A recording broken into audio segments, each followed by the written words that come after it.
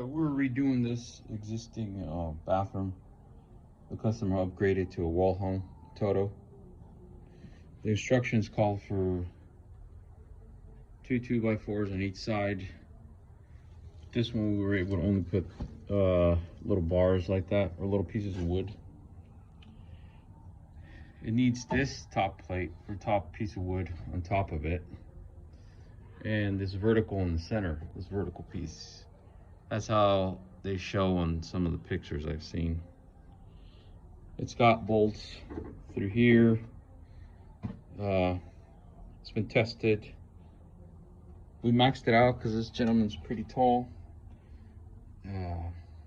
He's got a bidet for it.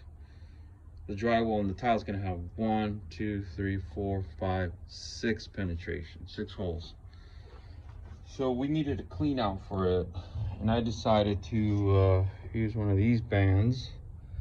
And I got a Y. This is a 3x2 Y. As you can see, comes up into my clean out. The vent for it is over here, actually. The vent for the toilet is over here. And this other vent is for the shower drain. Shower has a diverter. It's coming out of there. These are pretty tall because the gentleman's pretty tall.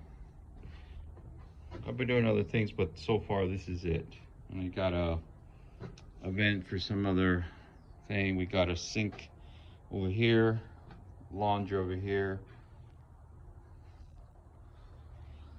It was all existing. We just have to get rid of the old piping, all the pipes underground. But that's what this guy's gonna look like. Or that's the guts, I mean, for a Toto wall hung. Nothing fancy, just basic stuff. We do have a recirc system on this. Pipes are insulated.